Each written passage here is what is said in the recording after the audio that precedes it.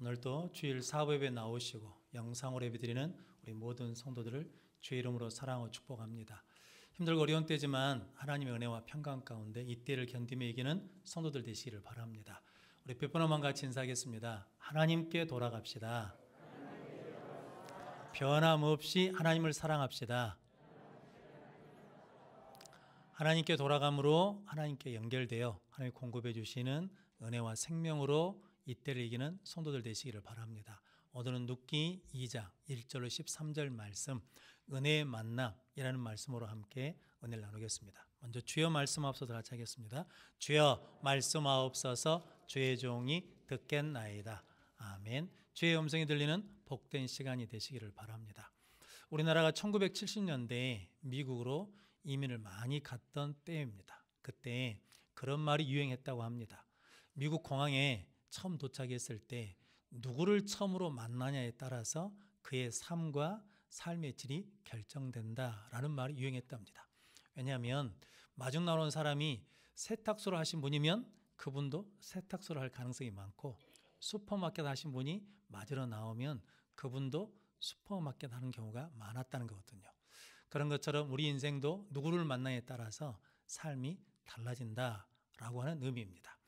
어떤 할머니는 보이스피싱을 당했답니다. 그래서 전화를 가지고 길에 은행을 가는 길인데 거기서 누구를 만났냐면 형사를 만나게 됐답니다. 그런데 형사 지나가서 보니까 전화 통화 내용이 좀 이상하니까 할머니 그거 보이스피싱입니다. 전화 끊으십시오 라고 해가지고 보이스피싱을 피해를 막았다, 당하지 않았다라고 하거든요.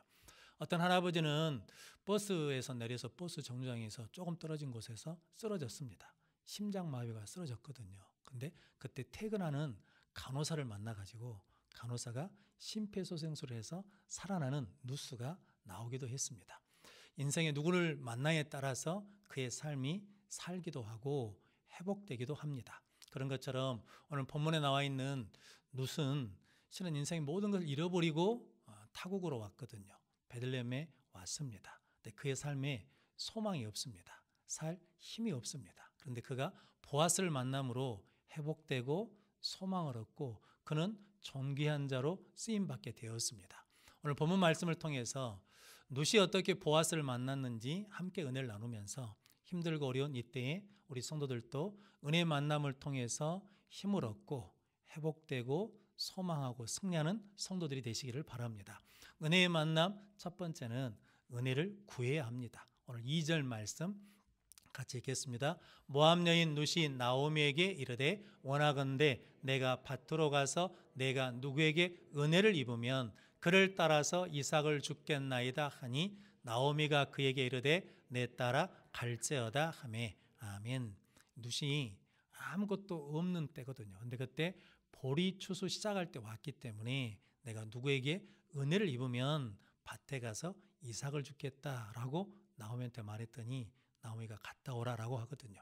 즉 룻이 은혜를 입으면 이 말은 뭐냐면 내가 은혜를 구하는 믿음으로 나가겠다라는 거거든요. 성도 여러분, 누가 은혜를 구하냐면 실은 내가 능력이 있고 힘이 있고 돈이 있고 권력이 있는 사람은 은혜를 잘 구하지 않습니다.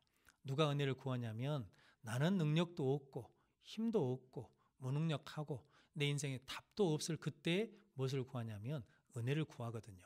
성경에 삼손이라는 사람이 있는데 그가 힘 있고 능력이 있을 때는 하나님을 찾지 않았습니다. 하나님께 기도하지 않았거든요. 그런데 그가 힘을 잃고 두 눈이 뽑힌 다음에 이제 연자맷돌을 돌릴 때 그때 누구를 찾냐면 하나님을 찾고 하나님께 은혜를 구해서 다시 힘을 얻어서 승리하는 삶을 살게 되었습니다. 다윗도 사울왕에게 쫓겨다닐 때는 약할 때고 어렵고 힘든 때거든요. 그때는 하나님 앞에 은혜를 구했습니다. 블레셋과 싸울 때도 계속 하나님 앞에 은혜를 구하면서 묻거든요. 올라갈까요 말까요? 또 묻고 또 물어서 하나님이 어디를 가든지 이기게 하시는 능력과 복을 주셨습니다. 그런데 이기고 이기다 보니까 그것이 일상이 되어서 하나님 앞에 구하지 않습니다. 은혜를 구하지 않거든요. 그러다가 밧세바를 범하게 되고 그 남편 우리아를 죽이는 죄를 범하게 됩니다. 다윗이 넘어진 것은 약해서 넘어진 것이 아니라 그가 은혜를 구하지 않았기 때문이거든요. 성도 여러분, 그런 말이 있거든요. 사람들이 자주 넘어질 때 어디서 넘어지냐면 위험한 길에서는 잘 안 넘어진답니다. 그런데 평탄한 길에서 잘 넘어지는 사람이 많다는 거거든요. 그러므로 성도 여러분, 우리는 힘들 때에도 은혜를 구해야 되지만 잘 될 때에도, 형통할 때에도, 기쁠 때에도 은혜를 구함으로 그 은혜를 지키고 그 은혜를 복되게 사용하는 우리 모든 성도들이 되시기를 바랍니다. 오늘 룻은 아무것도 없는 상황에서 하나님 앞에 은혜를 구하거든요. 내가 은혜를 입으면 가서 이삭을 죽겠습니다. 이삭 줍는 일조차도 무엇을 구한다는 겁니까? 은혜를 구하겠다라는 거거든요. 여러분, 그렇게 은혜를 구할 때 오늘 3절 4절 말씀 보니까 우연히 어디로 갔냐면 엘리멜렉의 친족 보아스의 밭에 이르렀고, 마침 그때 누가 왔냐면 베들레헴에서 보아스가 밭에 이르렀다라고 말씀하거든요. 은혜를 구하고 나갔더니 하나님께서 누구를 만나게 하셨냐면 보아스를 만나게 하는 은혜를 주신 줄로 믿습니다. 그럼 성도 여러분, 우리도 어렵고 힘든 때도 마땅히 하나님 앞에 은혜를 구해야 되지만 우리가 잘 되고 복을 받을 때도 은혜를 구하는 성도들 되시기를 바랍니다. 어떤 집사님 형님이 제약회사 대표였답니다. 사장님이시라. 근데 예수는 안 믿어요. 이 동생은 좀 어렵게 살면서 그 형님을 만날 때마다 형님 예수 믿고 구원 받으십시오. 형님 예수 믿고 삽시다 라고 그랬더니 그 형님이 늘 이렇게 말했답니다. 나는 부족한 것이 없다. 나는 부족한 것이 없어. 그러니까 부족한 너나 하나님한테 가서 달라고 구해라. 없는 사람이나 가서 구하는 것이지 나 같은 사람은 구할 것이 없다라고 했다는 거거든요. 부자니까 구할 것이 없다는 거죠. 그렇게 세월이 흐르다가 이분이 나이 들으셔서 말기 암이 걸리셨답니다. 병원에서 6개월밖에 못 산다라고 했다는 거거든요. 근데 돈이 있는데 그 돈 가지고 생명을 지킬 수가 없더라는 거죠. 건강을 지킬 수 없다는 거죠. 죽음의 문제를 해결할 수 없더랍니다. 그러다가 뭐가 생각났냐면 동생이 말한 것이 생각나가지고 동생을 찾았답니다. 그러자 동생이 형님 예수 믿고 예수님께 은혜를 구하면 고쳐주십니다. 같이 기도합시다 라면서 은혜를 구했더니 6개월 살 형님이 예수 믿고 구원받아 4년을 더 사시고 천국에 가셨다라고 하거든요. 성도 여러분, 은혜를 구하면 하나님이 만나주십니다. 이 땅에서 가장 복된 만남은 뭐겠습니까? 전능하신 하나님을 만나는 것이고 우리의 구원자 되시는 예수님을 만나는 것이 복된 만남인 줄로 믿습니다. 은혜를 구함으로 전능하신 하나님을 만나 죽은 자도 살아나고 병도 고침받고 구원의 문제도 해결받는 우리 모든 성도들 되시기를 바랍니다. 창세기 24장에 보면 아브라함이 100세에 얻은 아들 이삭의 아내 될 사람 며느리를 골라오라고 종을 보내거든요. 종을 보내면서 이렇게 말합니다. 하나님의 사자가 너보다 앞서갈 것이다. 그러니까 걱정하지 말고 가서 내 아들을 위해서 여인을 데리고 와라. 며느리감을 데리고 와라 라고 그러거든요.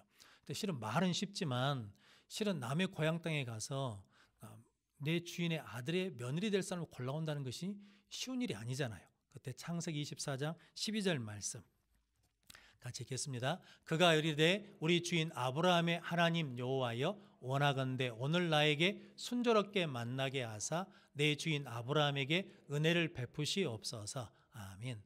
내 주인 아브라함의 하나님 나에게 순전하게 만날 수 있도록 은혜를 베풀어 달라는 거거든요. 그러면서 이렇게 고백합니다.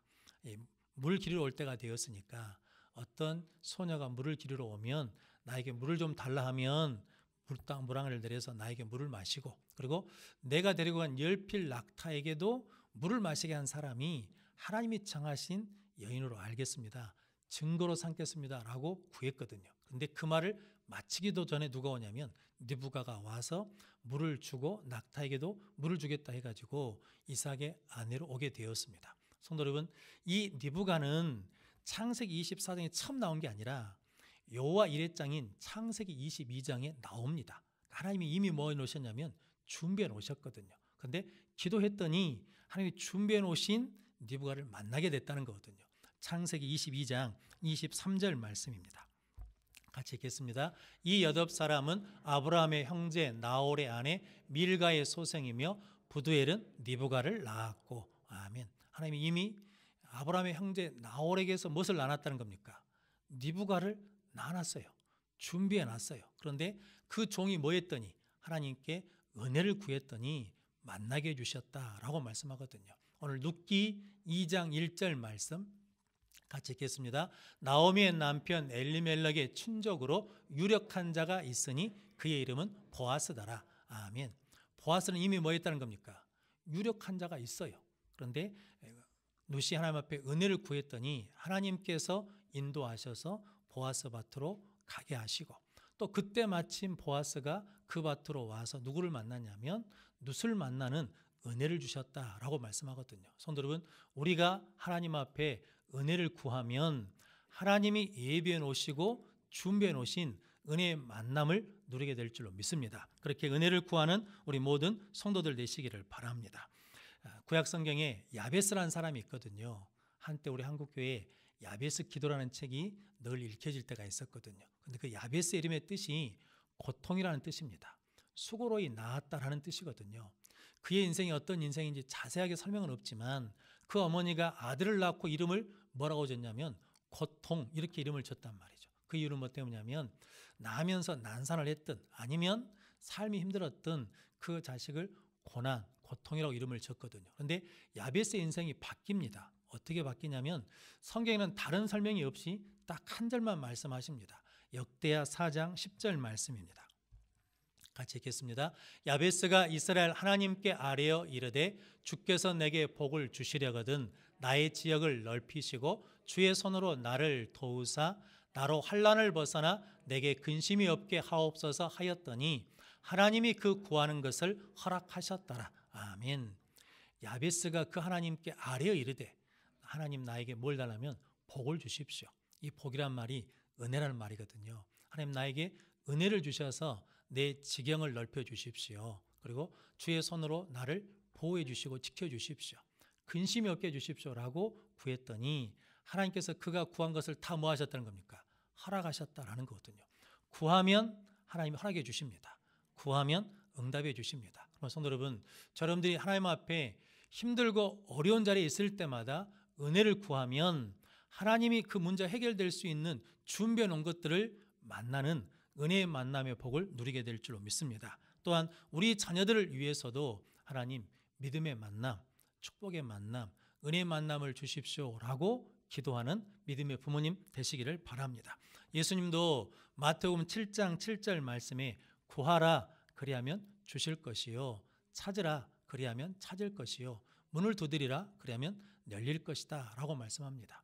야고보서에서는 너희가 얻지 못하는 것은 구하지 않아서 얻지 못한다 라고 말씀하거든요. 성도 여러분, 환경이나 조건의 문제가 아니라 우리가 뭐하면 구하면 하나님이 허락해 주실 줄로 믿습니다. 그 믿음으로 은혜를 구하는 자들 되시기를 바랍니다. 그래서 성도 여러분, 구할 바에는 어떻게 구해야 돼요? 내 입을 넓게 열라. 크게 구하는 복된 성도들 되시기를 바랍니다. 하나님은 만남을 통해서 역사하십니다. 근데 그 은혜의 만남은 무엇을 통해서 은혜 주냐면 하나님께 은혜를 구하면 하나님이 준비하시고 예비하신 만남을 통해서 해결해 주시고 인도해 주시고 응답해 주실 줄로 믿습니다. 그렇게 은혜를 구하는 우리 모든 성도들 되시기를 바랍니다. 은혜의 만남 두 번째는 은혜에 담을 그릇을 준비해야 합니다. 오늘 12절 말씀 같이 읽겠습니다. 여호와께서 내가 행한 일에 보답하시기를 원하며 이스라엘의 하나님 여호와께서 그의 날개 아래에 보호를 받으러 온 내게 온전한 상 주시기를 원하노라 하는지라. 아멘. 하나님께 은혜를 구하면 하나님이 은혜를 주시거든요. 하나님께 은혜를 구하면 하나님께서 폭포시 같이 내려주십니다. 그런데 아무리 비가 많이 와도 무엇을 담아야 돼요? 그 은혜를 담을 수 있는 그릇이 있어야 되잖아요. 성도 여러분, 하나님이 은혜를 이 시간에 내려주시거든요. 그런데 나에게 은혜 담을 그릇이 없어요. 그러면 그 은혜는 그냥 흘러가는 거죠. 그런데 하나님께서는 우리가 은혜를 구하면 우리에게 반드시 은혜를 주시거든요. 근데 그 은혜 담을 그릇만 준비되면 하나님께서 채워주시고 채워주실 줄로 믿습니다. 열왕기하 4장에 보면 엘리사 선지자 시대 때 선지생도 아내 중에 한 사람이 남편이 먼저 죽었습니다. 그리고 두 아들과 살면서 빚을 지게 되었는데 어느 날 빚쟁이가 두 아들을 데리고 가서 종으로 삼겠다라고 하거든요. 근데 그 선지생도 아내가 와가지고 엘리사 선지자에게 도와달라고 은혜를 베풀어 달라고 구하거든요. 그때 엘리사 선지자가 집에 뭐가 있냐 묻거든요. 그때 기름 한 그릇밖에 없다라고 하거든요. 그때 엘리사 선지자가 이웃에게 가가지고 그릇을 빌리라는 거죠. 근데 어떻게 빌리냐면 적게 빌리지 말고 라고 말하거든요. 적게 빌리지 말라는 것은 어떻게 빌리라는 겁니까? 많이 빌리라는 거거든요. 그래서 그 그릇을 가지고 집에 들어가서 문을 닫고 아들들과 함께 그 그릇에다 기름을 따르라 라는 거거든요. 그렇게 기름을 따르는데 어머니가 그릇을 더 달라고 그러니까 아들들이 그릇이 다 떨어졌습니다 라고 할 때 그때 뭐가 그쳤냐면 기름이 그쳤다라고 하거든요. 열왕기하 4장 6절 말씀 같이 읽겠습니다. 그릇에 다 찬지라 여인이 아들에게 이르되 또 그릇을 내게로 가져오라 하니 아들이 이르되 다른 그릇이 없나이다 하니 기름이 곧 그쳤더라. 아멘. 또 그릇을 뭐라는 거예요? 가져와라. 그런데 그릇이 없다는 거예요. 그러니까 기름이 뭐 했다는 겁니까? 그쳤어요. 근데 또 그릇만 있으면 뭐 해주시고 채워주시고 또 그릇만 있으면 뭐 해주시고 채워주시고 하나님의 은혜는 고갈되지 않습니다. 우리가 하나님 앞에 은혜를 구해서 담을 그릇만 있으면 담을 믿음만 있으면 또 채워주시고 또 채워주실 줄로 믿습니다. 성도 여러분, 그래서 오늘 성경 말씀에 보면 룻은 성실과 겸손으로 은혜 담을 그릇을 준비했습니다. 즉 다른 말로 하자 그러면 룻은 어떤 문제나 어떤 일에 있을 때 성실과 겸손의 태도로 나갔더니 하나님께서 그에게 은혜를 부어주시고 또 은혜를 부어주셨다라고 말씀하거든요. 오늘 보아스가 밭에 와가지고 베는 자들 거느린 사환에게 이제 룻을 처음 보니까 저 소녀는 누구냐라고 물었더니 나오미와 함께 모압에서 돌아온 모압 여인입니다 라고 하면서 오늘 7절 말씀에 그러거든요. 그가 단 사이에서 이삭을 줍는데 집에 잠깐 갔다 쉰 외에는 지금까지 계속하는 중이다 라고 하거든요. 즉 점심시간 때 잠깐 집에 갔다 온 후에는 지금까지 뭐하고 있다는 겁니까? 계속하는 중이다라는 거거든요. 계속하는 것이 뭐냐면 성실이거든요. 하나님은 성실하신 하나님이십니다. 그래서 누굴 좋아하시냐면 성실한 사람을 좋아하거든요.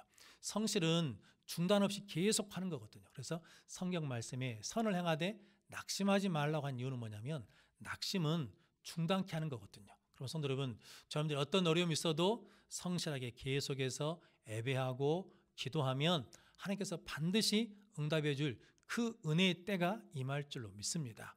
다윗도 하나님 앞에 성실한 사람이었기 때문에 하나님이 다윗을 부르시거든요.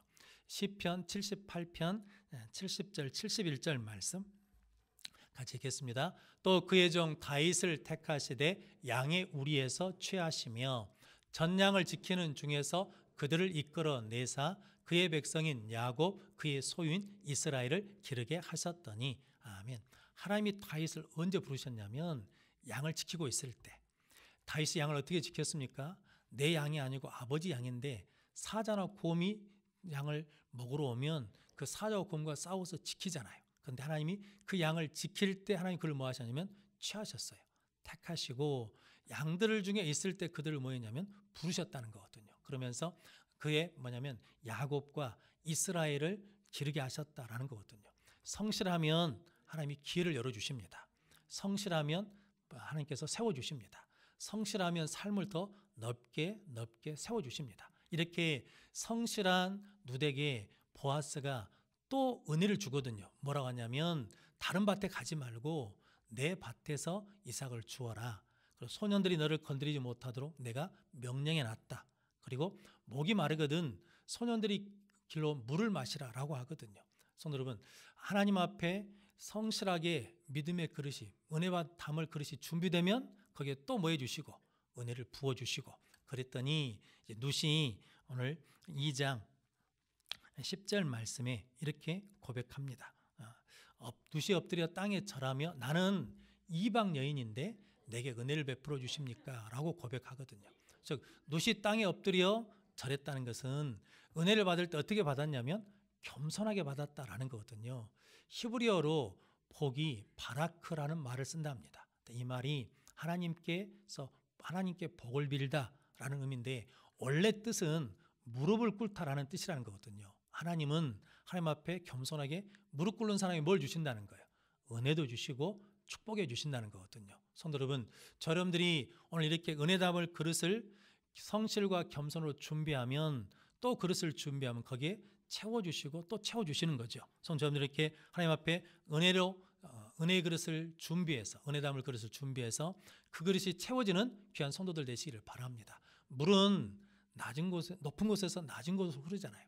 하나님의 은혜도 하나님의 능력도 하나님의 축복도 어디로 흘러가냐면 겸손한 자에게 흘러간다라고 말씀합니다. 성도님들 이렇게 겸손으로 하나님의 은혜를 받는 성도들 되시기를 바랍니다. 보아스가 이렇게 성실한 룻에게 은혜를 베풀었더니 은혜를 받은 룻이 또 겸손하니까 보아스가 또 축복해 줍니다. 오늘 10절에서 12절까지 말씀이 그 말씀이거든요. 네가 남편이 죽은 다음에 시어머니가 어떻게 한 것을 내가 알고 있고 네 아버지 집과 고향집을 떠나서 이 땅에 온 것도 알고 있다라는 거죠. 그러면서 오늘 12절 말씀 이렇게 말하거든요. 여호와께서 네가 행한 일에 보답하시기를 원하며 이스라엘 하나님께서 그의 날개 아래 보호받으러 온 너에게 온전한 상 베푸시기를 원한다라고 말씀하거든요. 그래서 은혜 담을 그릇이 준비하니까 뭐합니까? 또 축복해 주시잖아요.